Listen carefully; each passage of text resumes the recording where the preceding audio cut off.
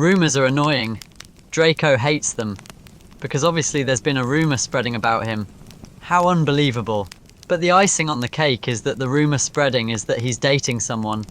Someone who makes him feel nauseous if he looks at them too long. Not to mention, he wouldn't be caught dead around someone like that. I'm truly, utterly offended that people even believe I'm dating you.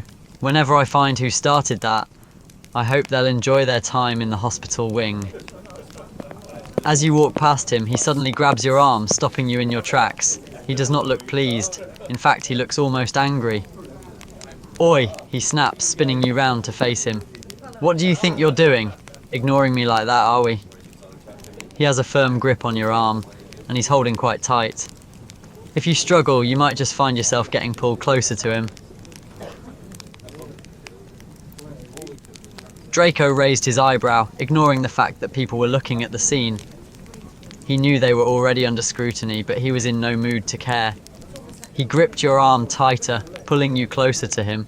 This obviously made the situation look all the more suspicious, but he couldn't find it in himself to care. Oh, come on now, he smirked.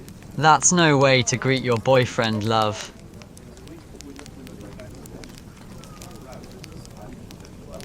Draco took a step forward and cornered you against the wall. He pressed both his hands beside your head and he leant over you, trapping you without an escape. He had a smirk on his face the entire time. Oh, relax, I don't want the rumour mill going crazy again, he said, pretending to sound concerned. But you're supposed to play along, darling.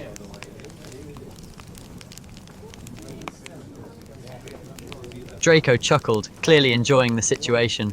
He closed the distance a little more and tilted your chin up with his other hand. His eyes were locked on yours, studying your face. He leaned forward until his lips were right next to your ear, his breath tickling the side of your neck, which made you shiver. He was really close now, closer than he had ever been. Ah, why's that, love? He whispered. Is the thought of dating me that revolting? Draco stumbled back as you pushed him away, looking almost surprised. He'd never seen you act like that towards him before, which he was honestly more impressed by than annoyed. He composed himself and began to follow you down the hallway. He had a curious look on his face, trying to figure out what you were thinking. Wait, love, he called out. Where are you going? Are you leaving your boyfriend behind already? Draco smirked as he watched you enter an empty hallway. That was perfect. Now he had you all to himself. As soon as he was sure that no one was around to eavesdrop, he followed you into the hallway, a sly expression on his face. Come back, he said, walking towards you. I didn't give you permission to leave.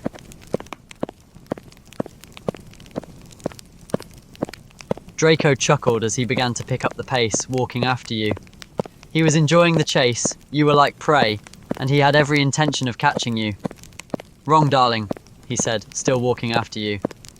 When you're my girlfriend, you have to ask for permission to do everything, like walking away from me.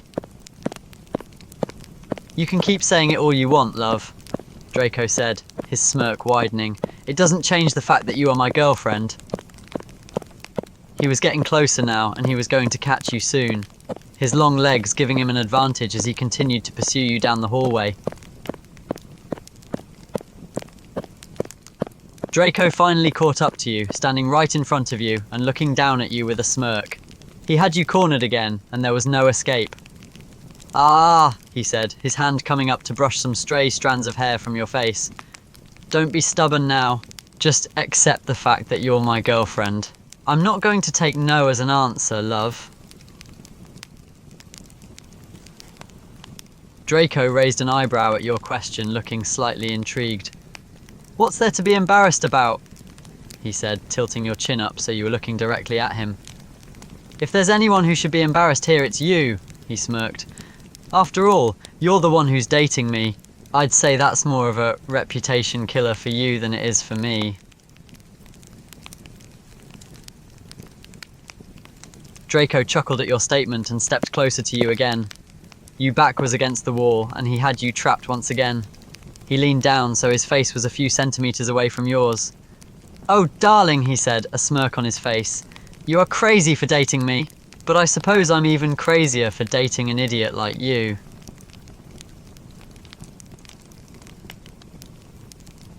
Draco took another step closer, his hand still holding your chin, while his other slammed against the wall next to your head. He was incredibly close to you now, his chest almost touching yours. "I have plenty of other things to do, darling," he said, his eyes scanning your face. "But I thought I'd come to bother you instead. After all, annoying you is my favourite pastime."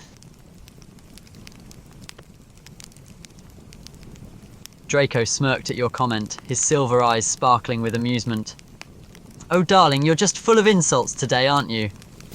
He chuckled and leant closer, his face right next to your ear. "But I'll warn you, you should be careful with that mouth of yours. You never know what kind of trouble it could get you into."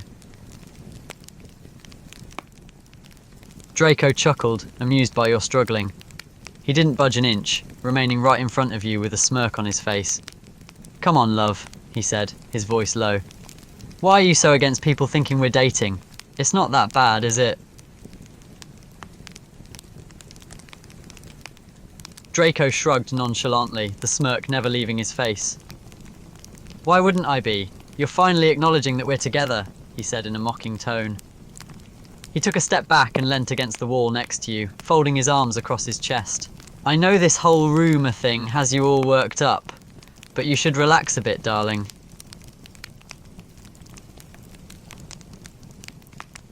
Draco stumbled back as you punched him, looking surprised for a moment before bursting into laughter. "Oh, you're feisty today, aren't you?" he called out as you walked away. "And you can protest all you want, darling, but you are my girlfriend whether you like it or not." He followed after you, once again keeping pace easily. He was still chuckling, amused by your stubbornness.